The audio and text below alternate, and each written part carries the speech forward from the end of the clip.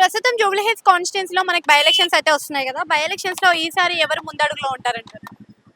ఎవరు ముందడుగుంటారంటే ఇప్పుడు ఎవరు అదృష్టం వాళ్ళది ఉంటుంది. పలానోళ్ళు వస్తారని చెప్పడానికి. అంటే లైక్ ఇంతకు ముందు మనం చూసుకుంటే 3 సార్లు కూడా మాగంటి గోపీనాథ్ గారే గెలిచారు కదా. సో బీఆర్ఎస్ ఇక్కడ అధికారం చెలాయిస్తుంది.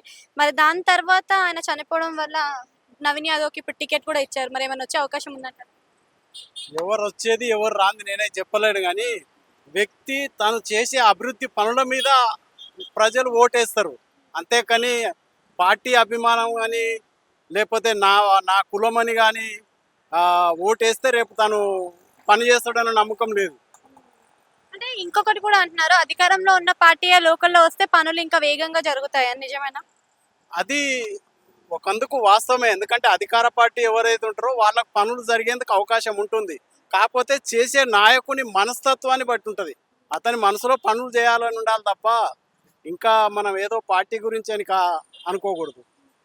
అంటే ఇప్పుడు నవీన్ యాదవ్ విషయానికి వస్తే చిన్న శ్రీశైలం యాదవ్ దగ్గర నుంచి వచ్చింది.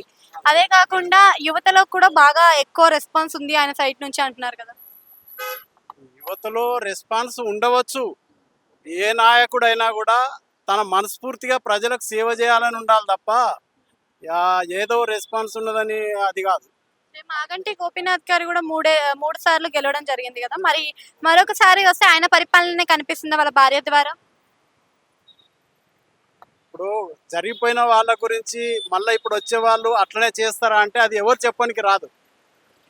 వ్యక్తి తన మనసులో ప్రజలకు సేవ చేయాలన్న ఉద్దేశంతో చేయాలి.